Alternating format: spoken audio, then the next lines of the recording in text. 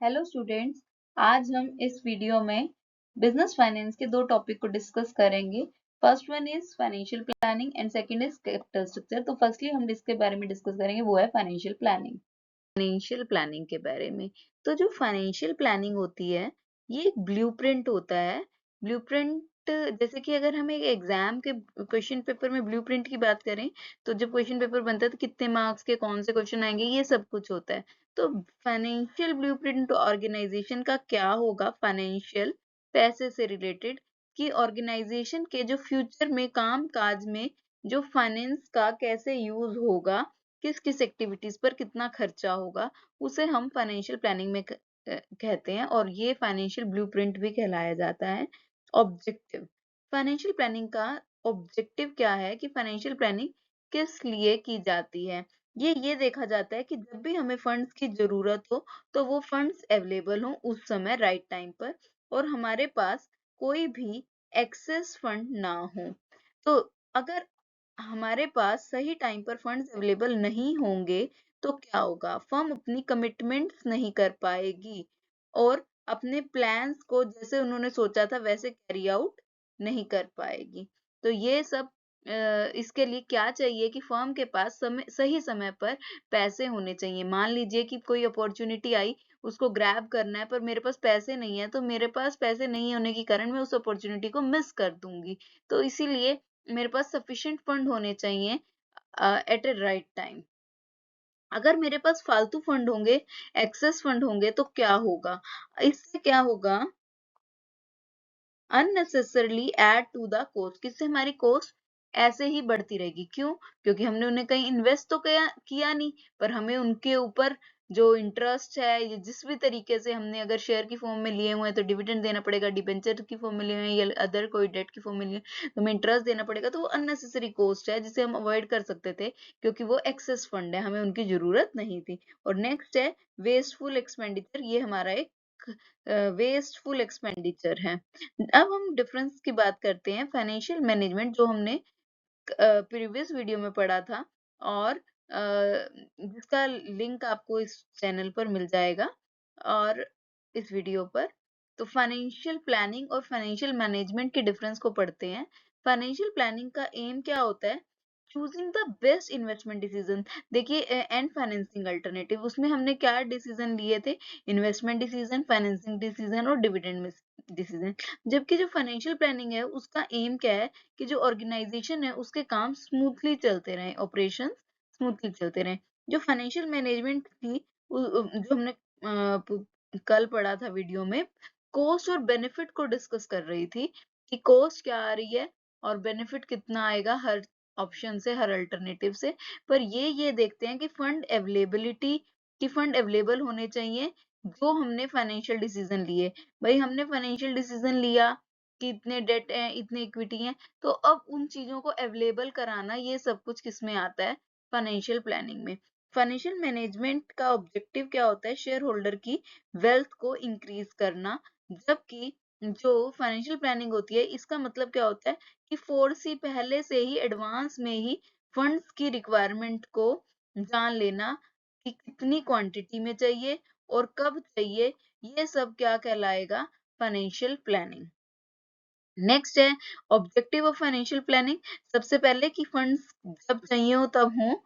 तो अगर फंड जब चाहिए होंगे तो क्या होगा कि purpose of the fund required, कि हमें किस पर्पस के लिए फंड चाहिए, किस समय हमें फंड चाहिए, टाइम किस समय हमें वो फंड चाहिए और specifically possible source of the fund, कि जिस पर्पस के लिए हमें फंड चाहिए उसका समय और हम उस किस पर्टिकुलर सोर्स से हम उन फंड्स को ऑब्टेन करेंगे। तो ये सब क्या किया जाता है, ensure the availability of fund when required. तो इसमें पहले कि हमें किस पर्पस के लिए फंड्स की जरूरत है, किस समय हमें फंड्स की जरूरत है और फिर किस पर्टिकुलर सोर्स से हम उन फंड्स की रिक्वायरमेंट को फुलफिल करेंगे। तो ये क्या है, ensure the availability of fund when required. और नेक्स्ट है कि to see the firm does not raise unnecessarily. तो हमें ये देखना है कि फर्म के पास कोई फालतू फंड तो नहीं है, क्योंकि अगर फालतू फंड है इसका मतलब हमारी फाइनेंसिंग इनएडिक्वेट है, प्रॉपर नहीं है।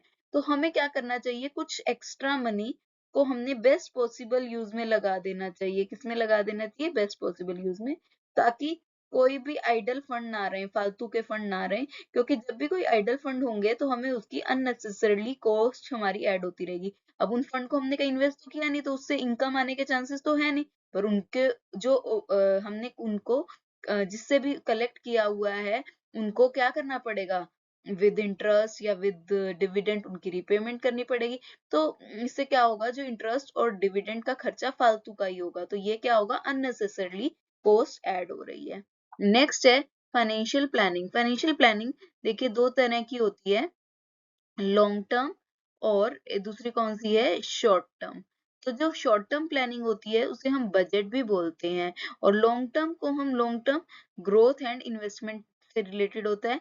ये इसे जनरली एक तरह से कैपिटल एक्सपेंडिचर प्रोग्राम कहते हैं। और जो ये इस तरह की जो प्लानिंग होती है जो बहुत लंबे समय के लिए होती है, जो कैपिटल एक्सपेंडिचर प्रोग्राम से रिलेटेड होती है, ये काफी डिफिकल्ट और लेस यूजफुल होती है, क्योंकि बहुत लंबे समय में बहुत सारी चीजें चेंज हो जाती हैं। पर जो शॉर्ट टर्म प्लानिंग होती है उसे हम बजट कहते हैं। इसमें एक डिटेल पूरे जनरली एक पीरियड के लिए होती है, एक ईयर या एक ईयर से कम। ये इसमें हर चीज की एक ग्रेट डिटेल होती है। तो हमने फाइनेंशियल प्लानिंग दो तरह की पढ़ी है, लॉन्ग टर्म और शॉर्ट टर्म के लिए। लॉन्ग टर्म वाली जैसे ग्रोथ एंड इन्वेस्टमेंट से रिलेटेड कैपिटल एक्सपेंडिचर के लिए होता है, पर ये यूजफुल नहीं होती, और शॉर्ट टर्म बहुत ही यूजफुल होती है, इसे बजट भी कहा जाता है। इसमें डिटेल्ड हम पढ़ते हैं। तो सबसे पहले हमें क्या करना पड़ेगा फाइनेंशियल प्लानिंग के लिए। सबसे पहले किसी भी कंपनी को अगर उसने अपनी फाइनेंशियल प्लानिंग करनी है, तो उन्हें सेल एस्टिमेट करनी पड़ेगी कि हमारी कितनी सेल हो सकती है, हम कितनी सेल को अचीव कर सकते हैं। तो अब सेल का पता चल गया, तो उसके अकॉर्डिंग उन्हें अपनी फाइनेंशियल स्टेटमेंट प्रिपेयर करनी पड़ेगी। फाइनेंशियल स्टेटमेंट में जैसे कि उन्हें बताना पड़ेगा कि उनको कितने फंड्स की जरूरत है इन्वेस्ट करने के लिए। अब फंड्स की जरूरत भी दो तरह से हो सकती है, एक उनकी फिक्स कैपिटल और एक वर्किंग कैपिटल में कितने इन्वेस्ट करने के लिए जरूरत है। तो देखिए, अगर मुझे पता चलेगा पहले कि मेरी सेल्स कितनी है, फिर उसके लिए कितनी मुझे फिक्स कैपिटल चाहिए, कितनी वर्किंग कैपिटल चाहिए। अब मुझे ये भी देखना पड़ेगा कि मेरे एस्टिमेट लगाऊंगी मैं कि मेरे बिजनेस में इतना प्रॉफिट हो जाएगा। तो जितना प्रॉफिट हो जाएगा उसमें से मैं कितनी रिटेन्ड अर्निंग कर सकूंगी। जब रिटेन्ड अर्निंग हो जाएगी, तो मान लीजिए कि मुझे 10 लाख चाहिए और जिसमें से 2 लाख की मेरी रिटेन्ड अर्निंग हो जाएगी प्रॉफिट के एस्टिमेशन के अकॉर्डिंग, तो मुझे इसका मतलब बाहर से कितने पैसे अरेंज करने पड़ेंगे, 8 लाख। तो इसी के अकॉर्डिंग कैश बजट भी प्रिपेयर किया जाता है, ताकि हमें पता चल जाता है कि कहाँ-कहाँ से पैसा आ रहा है, कहाँ-कहाँ पर जा रहा है। तो अब हम इसकी इम्पोर्टेंस पढ़ेंगे कि सबसे पहले हमें ये क्या करता है, फाइनेंशियल प्लानिंग फोरकास्ट कराता है डिफरेंट सिचुएशन का। इसमें क्या होता है, हम सेल को प्रिडिक्ट करने की बात बोली थी कि सबसे पहले हमें सेल को प्रिडिक्ट करना पड़ेगा। तो ये कई बार क्या करते हैं कि 3 पॉसिबल केसेस में कर सकते हैं कि ये तो देखिए कि हमारे को मोस्ट प्रोबेबली हमारी सेल कितने परसेंट बढ़ेगी, 20%। पर हम अपने आप को सेकंड सिचुएशन कि जिसमें सेल 30% होगी, और उससे नेक्स्ट थर्ड सिचुएशन कि जिसमें सेल 40% होगी। तो हम ये सब चीजें के लिए भी रेडी रहते हैं कि अगर हम इन ब्लूप्रिंट में अगर ऐसा होगा तो इतना हम क्या करेंगे, अगर ऐसा होगा तो जिससे क्या होगा कि हम कोई भी सिचुएशन आ जाए उसे हम स्मूथली रन कर पाएंगे। तो हमें अल्टरनेटिव फाइनेंशियल प्लान बना लिया है सिचुएशन के लिए, तो इससे हम अपने बिजनेस को स्मूथली चला पाएंगे। तो इसका सेकंड इसकी है कि ये बिजनेस को सबसे पहले हमने सब कुछ पहले से ही फ्यूचर के बारे में प्रिपेयर करा होता है, तो इससे बिजनेस को शॉक और सरप्राइजेस से बचाया जा सकता है। इससे ये बात नेक्स्ट है कोऑर्डिनेटिंग वेरियस फंक्शंस। इसमें सारे फंक्शन जैसे कि जैसे सेल है, प्रोडक्शन है, ये सारे जो फंक्शंस हैं, इनको क्लियर कट पॉलिसीज बनाई जाती हैं, प्रोसीजर्स बनाए जाते हैं, ताकि ये सब एक्टिविटीज कोऑर्डिनेट हो जाएं। एडवांस में ही चलते हैं कि हमारा सेल टारगेट कितना है, हम कितने की प्रोडक्शन बनाएंगे, हमारी पॉलिसीज क्या रहेंगी इसको अचीव करने के लिए, सब कुछ पहले से ही डिसाइड होता है। हर चीज के लिए नेक्स्ट डिटेल प्लान होता है, ताकि वेस्टेज कम से कम हो, डुप्लीकेट एफर्ट कम हो, एक काम दो दो बार ना हो, कोई भी प्लानिंग में किसी तरह का गैप ना आए। तो इसीलिए हर चीज को डिटेल में स्टडी किया जाता है। प्रेजेंट को फ्यूचर के साथ लिंक किया जाता है। लिंक इसके बीच में किया जाता है, इन्वेस्टमेंट डिसीजन और डिविडेंड डिसीजन के बीच में कॉन्टिन्यूस बेसिस में। नेक्स्ट है easier evaluation of actual performance. तो इसमें क्या होता है कि परफॉर्मेंस को इवेल्युएट किया जाता है इजीली। क्यों, मतलब हम एक तरह से यहाँ ये भी बोल सकते हैं कि यहाँ कंट्रोलिंग अच्छे से हो सकती है, क्योंकि हमें क्या होगा, हर चीज के बारे में पता होगा कैसे पता होगा कि हमें पता होगा कि हर चीज का प्लान क्या है, टारगेट क्या है, ऑब्जेक्टिव क्या है, तो हमने कितना अचीव किया है। हर सेगमेंट का अलग अलग हमें ऑब्जेक्टिव पता होगा, तो हमने कितना अचीव करा है, तो हम उसको इजीली कंपेयर कर सकते हैं, तो परफॉर्मेंस इवेल्युएट अच्छे से की जा सकती है। ये किसके लिए पॉसिबल है? फाइनेंशियल प्लानिंग के थ्रू। तो फाइनेंशियल प्लानिंग होगी तो हम ऑब्जेक्टिव अच्छे से हर सेगमेंट के लिए डिसाइड होगा, हमारे एक्टिविटीज पास्ट की फ्यूचर प्रेजेंट की फ्यूचर के साथ लिंक होंगी, हमारे इन्वेस्टमेंट डिसीजन और डिविडेंड डिसीजन कॉन्टिन्यूस लिंक होंगे, हर एक चीज डिटेल्ड प्लान होगी, सब होगा किसके थ्रू? होगा फाइनेंशियल प्लानिंग के थ्रू। नेक्स्ट टॉपिक है जो हमारा, that is most important topic, capital structure. Capital structure क्या कहता है? एक प्रोपोर्शन बताना है। प्रोपोर्शन मतलब परसेंटेज, कि कितनी परसेंटेज हमें चाहिए different different sources of funds की। तो जैसे कि अब आप बोलेंगे कि डिफरेंट सोर्सेज कौन से हो सकते हैं, हमने इसमें ओनरशिप के बेसिस पे क्लासिफाई करा है कि जिसके मालिक कौन है। एक जिसका मालिक हम स्वयं है तो वो ओनर फंड कहलाते हैं, और जिसको हमने किसी और से रेज किया हुआ है वो बोरोड फंड कहलाते हैं। ओनर फंड में क्या आता है? जैसे कि equity share capital, preference share capital, reserve and surplus और रिटेन्ड अर्निंग, ये सब ओनर कैपिटल में आते हैं। बोरोड फंड में आते हैं हमने बैंक से लोन लिया हुआ है, हमने डिबेंचर इशू करे हुए हैं, पब्लिक डिपॉजिट, पब्लिक से पैसा लिया हुआ है, या फिर हमने फाइनेंशियल इंस्टीट्यूशन और बैंक से लोन लिया हुआ है, उसे हम क्या कहते हैं? Borrowed fund. तो अब हम कैपिटल स्ट्रक्चर में ये डिसाइड करते हैं कि हमने कितना प्रोपोर्शन डेट का रखना है, कितना इक्विटी, मतलब दोनों का क्या मिक्सचर रहेगा, डेट कितने होंगे हमारी ऑर्गेनाइजेशन में और इक्विटी कितने। तो इसके लिए जो रेशियोज भी होती हैं वो कौन सी होती है? डेट इक्विटी रेशियो, जैसे कि इसमें लिखा हुआ है debt equity ratio, debt by equity, and debt out of total capital, की हमारे टोटल कैपिटल का कितना हिस्सा डेट का है, तो उसमें हमारा फॉर्मूला रहेगा डेट और डिवाइड में डेट प्लस इक्विटी। तो अब देखिए डेट क्या होती है, इनकी जो कॉस्ट होती है वो कम आती है, क्योंकि जो रेट ऑफ इंटरेस्ट होता है वो कम होता है, और इक्विटी में जो रेट ऑफ डिविडेंड होता है वो हाई होता है। क्यों होता है? क्योंकि अगर इसको असर्शन और रीजनिंग की फॉर्म में भी आ सकता है कि जो डेट है वो कॉस्ट, उसकी कॉस्ट कम है। क्यों? क्योंकि जैसे जैसे डेट को हम बढ़ाएंगे तो जो डेट के ऊपर जो रिस्क है वो कम है, क्योंकि जो कंपनी है उसको उसकी पेमेंट करनी ही करनी है। तो जिस कम होने के कारण इसकी जो कॉस्ट होगी वो कम होगी, पर इक्विटी है उसके ऊपर उसकी कॉस्ट काफी हाई होगी, क्योंकि जब हम डिबेंचर इश्यू करते हैं तो इनको रेजिडुअल ओनर भी कहा जाता है, मतलब बचे खुटे के मालिक। अगर प्रॉफिट बचेगा तो इनको डिविडेंड के रूप में मिलेगा, नहीं तो नहीं मिलेगा, तो इसीलिए इनका रिस्क थोड़ा ज्यादा है। तो इसीलिए रिस्क ज्यादा होने के कारण ही इनको इनकी कॉस्ट ज्यादा आती है। नेक्स्ट है कंप्यूटेशन ऑफ टैक्स लायबिलिटी।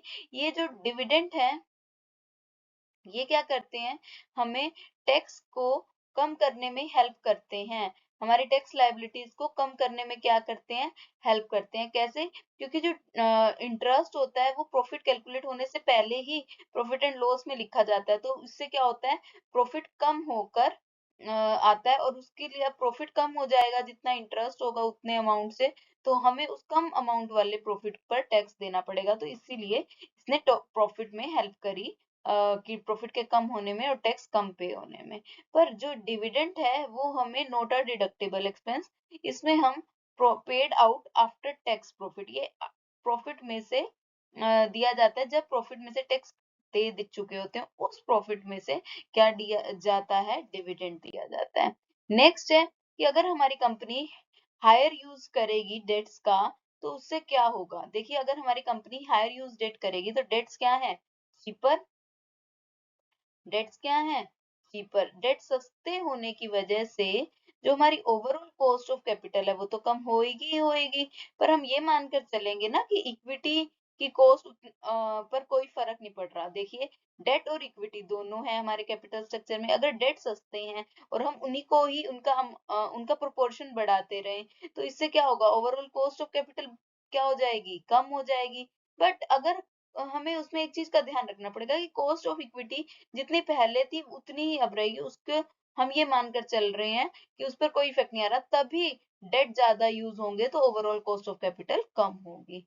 इसके लिए क्या कंडीशन है कि कॉस्ट ऑफ इक्विटी हम ये मानकर चल रहे हैं कि उस पर कोई फर्क नहीं पड़ रहा। नेक्स्ट है इंक्रीज द फाइनेंशियल रिस्क। अगर हम डेट यूज करेंगे तो हमारा फाइनेंशियल रिस्क बढ़ जाएगा। फाइनेंशियल रिस्क कैसे बढ़ता है? फाइनेंशियल रिस्क कैसे बढ़ेगा? फाइनेंशियल रिस्क कि हमें उसके ऊपर रिटर्न करना पड़ता है इंटरेस्ट और प्रिंसिपल अमाउंट, कि हमने डिबेंचर इशू करे तो हमें उसके ऊपर जो हर महीने का इंटरेस्ट देना ही पड़ेगा, चाहे प्रॉफिट हो चाहे ना हो, और जो प्रिंसिपल अमाउंट है उसको भी एक फिक्स टाइम पीरियड के बाद देना पड़ेगा। अगर बिजनेस नहीं दे पाता, क्या क्या, देखिए ये दोनों एरो क्या शो कर रहे हैं कि ये इंटरेस्ट और ये रिटर्न ऑफ प्रिंसिपल, तो बिजनेस क्या हो जाएगा, लिक्विडेशन हो जाएगी बिजनेस की, बिजनेस क्लोज हो सकता है, बंद हो सकता है। और इससे क्या होता है, हमारे बिजनेस के, अभी हमने दो बातें पढ़ी कि ओवरऑल कॉस्ट ऑफ कैपिटल कम हो सकती है पर बिजनेस के लिक्विडेशन में जाने के चांसेस है, क्यों, फाइनेंशियल रिस्क बढ़ गया। दो बातें पता चल गई। थर्ड क्या है कि इससे क्या होगा, अगर हम डेट ज्यादा यूज करेंगे, हमारे फिक्स फाइनेंशियल चार्जेस बढ़ जाएंगे, मतलब जो कि इंटरेस्ट है ये देना ही देना है, तो इस तरह के हमारे चार्जेस बढ़ जाएंगे। तो नेक्स्ट है कि जो कैपिटल स्ट्रक्चर है उसका मेन मोटिव क्या होता है, वो किसके ऊपर, कि शेयर होल्डर की वेल्थ मैक्सिमाइज हो। तो वो क्या करते हैं शेयर होल्डर की वेल्थ को मैक्सिमाइज करने के लिए, कि ऐसा ऑप्टिमम कैपिटल स्ट्रक्चर डिसाइड किया जाता है जिससे क्या हो कि ओवरऑल जो हमारे इक्विटी शेयर होल्डर हैं उनकी शेयर की प्राइस बढ़े, जो वैल्यू ऑफ इक्विटी शेयर है वो इम्प्रूव हो। So next is financial leverage. क्या होता है, जैसे जैसे हम अपनी ऑर्गेनाइजेशन में डेट को बढ़ाते रहेंगे, जितना प्रोपोर्शन डेट का बढ़ेगा ओवरऑल कॉस्ट में, तो उसका मतलब उतना लिवरेज है। तो लिवरेज, अगर फाइनेंशियल लिवरेज मतलब डेट बढ़ेंगे तो क्या होगा, हमारी कॉस्ट ऑफ फंड डिक्लाइन हो जाएगी। अभी मैंने पीछे भी बताया था, क्योंकि क्या है, डेट सस्ते हैं कंपैरेटिवली इक्विटी के, पर हमारा जो इसमें फिक्स बर्डन्स है वो बढ़ जाएंगे, repayment of principal amount as well as interest, तो इससे फाइनेंशियल रिस्क बढ़ जाएगा। नेक्स्ट है what is trading on equity. Trading on equity का सिंपल सी भाषा में ये मतलब है कि अगर हम अपने कैपिटल स्ट्रक्चर में किसको बढ़ाएं, फिक्स फाइनेंशियल चार्जेस को, मतलब कि डिबेंचर्स ज्यादा इशू कर दें, तो उससे क्या होगा, बेनिफिट किसको मिलेगा, इक्विटी शेयर होल्डर को। तो उसका उनकी क्या होगी, अर्निंग पर शेयर इम्प्रूव। पर ये ऐसा हर केस में नहीं होगा। इसके लिए हम एक केस स्टडी समझेंगे। अलग अलग दो सिचुएशंस हैं, तो पहले आपको कुछ बातें पता होनी चाहिए। सबसे पहले की एग्जांपल है, इसमें क्या है कि जैसे कि हमारे पास कंपनी के पास टोटल फंड 30 लाख के हैं और इंटरेस्ट रेट 10% है। तो अगर एक बार देखिए, आप पहले यहाँ से देखिए कि सिचुएशन 1 में हम डेट यूज नहीं कर रहे, तो हमारे पास 30 लाख के फंड्स हैं। तो यहाँ पर 30 के 30 क्या होंगे, शेयर्स की फॉर्म में होंगे, और एक शेयर की वैल्यू तो कितनी है, ₹10। तो यहाँ पर कितने शेयर्स हो जाएंगे, 3 लाख के शेयर्स हो जाएंगे। दूसरे केस में दूसरे केस में क्या लिखा हुआ है, सिचुएशन 2 में यहाँ पर हमने कितने के डेट्स यूज करे हैं, 10 लाख के। जब 10 लाख के डेट यूज कर रहे हैं हम, तो इसका मतलब 30, जो टोटल कैपिटल थी वो हमारी 30 लाख की थी, तो 30 में से 10 गए, तो हमारे पास कितने हो गए इक्विटी शेयर होल्डर, मतलब 2 लाख, पर एक शेयर की वैल्यू कितनी है, 10। तो हमने क्या करा, हमारी जो 2 लाख 20 लाख को 10 से डिवाइड करा, तो मतलब नंबर ऑफ शेयर्स कितने हो गए हमारे, 2 लाख। अब थर्ड केस में मैं आपको ये बताना चाहूंगी, इस सिचुएशन में हमने डेट का यूज कैपिटल स्ट्रक्चर में टोटल फंड में कितना यूज करा, 20। 30 में से 20 डेट हो गए, तो 10 कितने हो गए, 10 लाख क्या हो गए, इक्विटी। और अब एक शेयर की वैल्यू कितनी है, 10, तो 20 लाख, सॉरी 10 लाख को हम 10 से डिवाइड करेंगे तो क्या आ जाएगा, 1 लाख की इक्विटी शेयर्स। तो आपको मैंने यहाँ पर सबसे पहले क्या बताया कि हमारे पास तीन सिचुएशंस हैं। इस सिचुएशन में डिबेंचर को नील है, सेकंड सिचुएशन में 10 लाख, और थर्ड सिचुएशन में 20 लाख। टोटल फंड कितने हैं, 30 लाख। तो 30 माइनस 0, 30, 30 माइनस 10, 20, 30 माइनस 20, 10, तो 10 लाख। तो जब हमारे पास 30 लाख थे तो शेयर की वैल्यू 10 थी, तो क्या होगा, नंबर ऑफ शेयर्स 3 लाख। फिर अगर 20 लाख थी, एक शेयर की वैल्यू 10 है, तो नंबर ऑफ शेयर कितने होंगे, 2 लाख। ऐसे ही जब 10 लाख थी, तो नंबर ऑफ शेयर, अगर एक शेयर की वैल्यू 10 है तो नंबर ऑफ शेयर्स कितने होंगे, 1 लाख। तो यहाँ पर हमें नंबर ऑफ शेयर्स पता चल जाते हैं। अब इस क्वेश्चन में हमें साफ साफ लिखा हुआ है ऊपर, interest rate 10%, tax rate 30, earning before interest and tax 4 lakh given है। कितनी गिवन है, 4 लाख। तो तीनों सिचुएशन में ये हमें 4 लाख गिवन है। तीनों सिचुएशन में ये हमें 4 लाख गिवन है। क्या है ये? Earning before interest and tax. तो जब ये earning before interest and tax 4 lakh given है, तो अब हमें इसके ऊपर इंटरेस्ट देना पड़ेगा। देखिए इंटरेस्ट कितना है? 10%, जबकि पहले केस में तो इंटरेस्ट नहीं होगा क्योंकि डिबेंचर ही नहीं थे। दूसरे केस में डिबेंचर कितने थे? 10 लाख। तो 10 लाख का 10% 1 लाख। क्या होगा? 10 लाख का 10% 1 लाख। फिर उसके बाद नेक्स्ट केस में क्या होगा? 20 लाख डिबेंचर थे तो उनके ऊपर इंटरेस्ट कितना होगा? 2 लाख। ठीक है। तो अब देखिए अर्निंग बिफोर इंटरेस्ट था, इंटरेस्ट एंड टैक्स में से अगर मैं इंटरेस्ट माइनस कर दूं तो मेरे पास क्या बचेगा? Earning before taxes. तो 4 लाख में से नील माइनस हुआ तो ये 4 लाख ही बच गया। ठीक है। और फिर 4 लाख में से 1 लाख गया तो कितना बच गया? 3 लाख। और 4 लाख में से 2 लाख गया तो कितना बच गया? 2 लाख। अब मेरे पास ये क्या आ गया? Earning before tax. तो टैक्स आपको ऊपर गिवन ही है, कितने परसेंट गिवन है ऊपर? यहाँ पर 30%।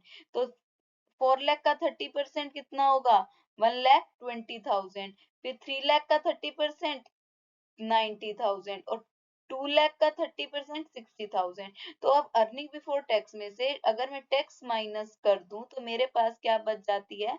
Earning after tax. तो 4 लाख में से जब मैंने 1,20,000 माइनस करे तो क्या आ गया? 2,80,000। 3 लाख में से 90,000 माइनस करे तो 2,10,000। 2 लाख में से 60,000 माइनस करे तो क्या आ गया? 1,40,000। अब मेरे पास क्या आ गया? Earning after tax. और नंबर ऑफ शेयर्स मैंने पहले ही निकाल लिए थे। तो इससे क्या होगा? हमारा अर्निंग पर शेयर कैसे कैलकुलेट होगी? जैसे यहाँ पर 2,80,000 डिवाइड में नंबर ऑफ शेयर। तो फॉर्मूला क्या रहेगा अर्निंग पर शेयर का कैलकुलेट करने का? अर्निंग आफ्टर टैक्स डिवाइड में नंबर ऑफ इक्विटी शेयर्स। तो ये इसका फॉर्मूला रहेगा अर्निंग पर शेयर का, अर्निंग आफ्टर टैक्स डिवाइड में नंबर ऑफ इक्विटी शेयर। तो अब आपने जो मेन कंक्लूजन की बात है कि ये देखना है कि अर्निंग पर शेयर इस केस में क्या हो रही है? बढ़ रही है। अर्निंग पर शेयर क्या हो रही है? बढ़ रही है, इंप्रूव हो रही है। तो इसमें हमें पता चल रहा है कि अर्निंग पर शेयर यहाँ पर इंप्रूव हो रही है। कब कब इंप्रूव हो रही है? जैसे जैसे हम अपने कैपिटल स्ट्रक्चर में डेट्स को बढ़ा रहे हैं। पर यही सिचुएशन दूसरी एग्जाम्पल में कुछ और होगी। तो सबसे पहले मैं आपको ये बताना चाहूंगी कि हमने अर्निंग पर शेयर का फॉर्मूला पहले बता चुकी हूँ, दोबारा से बता रही हूँ।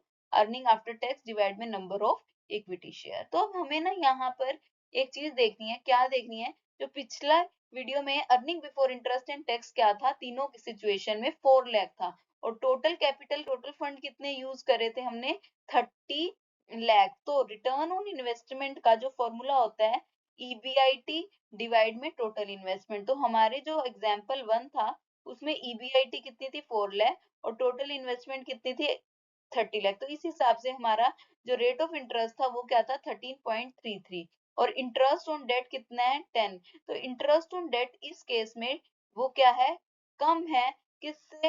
Return on investment. कि हमें जितने पैसे डिबेंचर इशू करने में लग रहे हैं, जो उसको इन्वेस्ट करने से जो रिटर्न आ रहा है वो ज्यादा आ रहा है। तो इसका मतलब ये कैसी सिचुएशन है?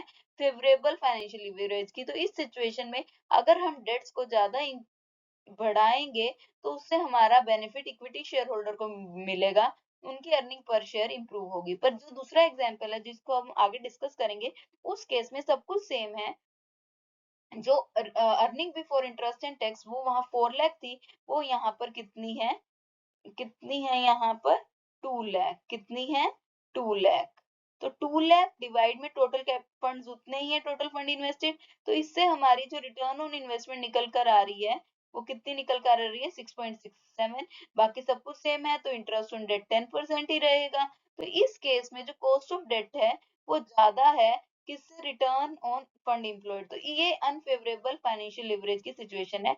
इस केस में अगर हम डेट्स को ज्यादा बढ़ा रहे हैं अपने कैपिटल स्ट्रक्चर में तो अर्निंग पर शेयर बढ़ने की बजाय अर्निंग पर शेयर डिक्रीज होगी। तो इस केस में ट्रेडिंग ऑन इक्विटी एडवाइजेबल नहीं है।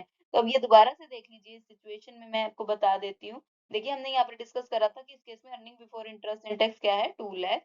तीनों सिचुएशन में। इस केस में हम डिबेंचर यूज नहीं कर रहे तो इंटरेस्ट हमें देना नहीं पड़ेगा। इसमें 10 लाख थे तो 10 लाख के ऊपर 10% 1 लाख, फिर इसमें 20 लाख थे तो इसके ऊपर 2 लाख। तो जब हमने इसमें से earning before interest and tax में से इंटरेस्ट माइनस कर दिया तो हमारे पास क्या आ गई, अर्निंग बिफोर टैक्स। तो ये 2 लाख आ गई, ये 1 लाख और यहाँ नील। अब देखिए जब टैक्स कितना है 30%, जब 30% है तो हम टैक्स निकालेंगे। 2 लाख का 30% 60 और 1 लाख का 10% 30 और नील का तो कुछ है ही नहीं। तो अब अर्निंग बिफोर टैक्स में से टैक्स ही माइनस कर दो तो हमारे पास अर्निंग आफ्टर टैक्स आ जाएंगी। तो 2 लाख में से 1,60,000 माइनस कर दिया तो क्या आ गया, 1,40,000। 1 लाख में से क्या माइनस कर दिया, 30,000। टैक्स माइनस कर दिया तो 70,000। नील में से तो नील ही आ गया। अब नंबर ऑफ शेयर मैंने पहले भी निकालने सिखाए थे कि टोटल फंड्स हम कितने यूज कर रहे हैं, 30 लाख। तो डिबेंचर है नहीं तो 30 लाख के 30 लाख ही क्या होंगे, शेयर्स। और एक शेयर की वैल्यू कितनी है, एक शेयर की वैल्यू है 10। तो 30 लाख को 10 से डिवाइड करेंगे तो क्या आ जाएगा, वो 3 लाख। और ऐसे ही इस केस में हमने जो डिबेंचर्स हैं वो हमने कितने यूज करे हैं, 10 लाख के। तो 30 में से 10 गए 20 लाख। 20 लाख को हमने डिवाइड करना नंबर ऑफ शेयर 10 से, तो वो हो जाएंगे 2 लाख। ऐसे ही इसमें कितने डिबेंचर्स यूज करें, 20 लाख। नंबर ऑफ शेयर से डिवाइड करा 10 लाख को, 30 माइनस 20 10 लाख। तो नंबर ऑफ शेयर से डिवाइड करा वो क्या बन गए, 1 लाख। तो ये तीनों केसेस हैं जिसमें बस नंबर ऑफ शेयर आए। अब हमारे पास अर्निंग पर शेयर का फॉर्मूला वही जो हमने पुराना डिस्कस कर रहा था, earning after tax, tax divide में नंबर ऑफ इक्विटी शेयर्स। तो मतलब क्या होगा यहाँ पर, 1,40,000 डिवाइड में 3 लाख, ठीक है। और ऐसे ही इसमें क्या होएगा, इस वाले में 70,000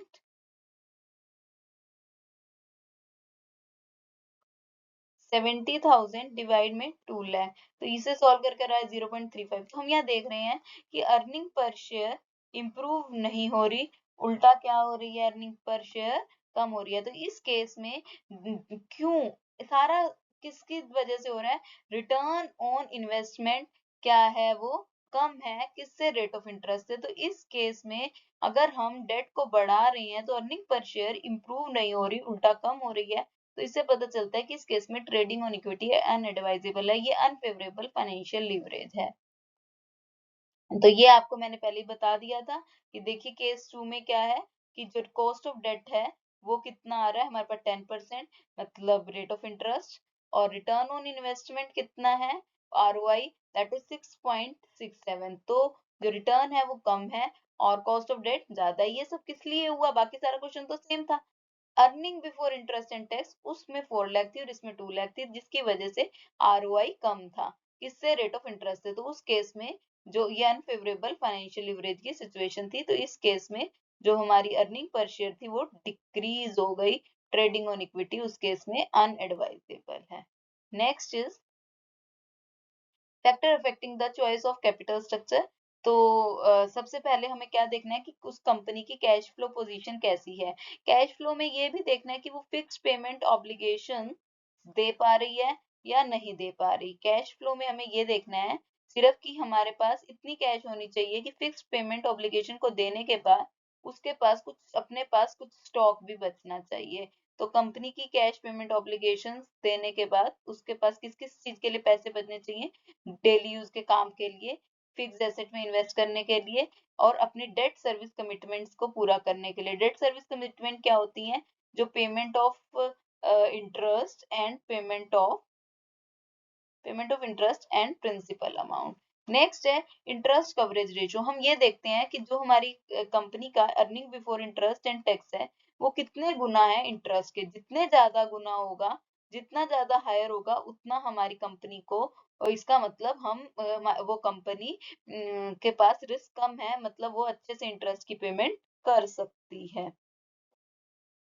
बट अगर वो लोअर है तो कंपनी इसका मतलब नहीं कर सकती। पर इस जो इंटरेस्ट कवरेज रेशियो है इसकी अपनी एक लिमिटेशन है। इसकी क्या लिमिटेशन है इसकी, कि ये एक इनएडिक्वेट मेजर है। इनएडिक्वेट मेजर क्यों है, क्योंकि हम अगर कंपनी के पास मान लीजिए कि ईबीआईटी बाय इंटरेस्ट ज्यादा आ रहा है पर कंपनी के पास कैश नहीं है, तो वो रीपेमेंट ऑब्लिगेशंस के बारे में भी कंसीडर नहीं करती। ये सिर्फ इंटरेस्ट की पेमेंट के बारे में बात कर रही है और इसके पास कैश होना ना होना इस रेशो से नहीं पता चल सकता। तो इन सब कमियों को दूर करने के लिए नेक्स्ट फैक्टर अफेक्टिंग है डेट सर्विस कवरेज रेशो। तो ये देखते हैं कि कैश की कमिटमेंट की कर पाएंगी कि नहीं कर पाएंगे, और इनके अंदर क्या, अगर higher debt service coverage ratio है इसका मतलब उस फर्म के अंदर पोटेंशियल है कि वो अभी भी और डेट इशू कर सकती है। नेक्स्ट है रिटर्न ऑन इन्वेस्टमेंट, जिससे देखिए ज्यादा रेट ऑफ इंटरेस्ट आएगा,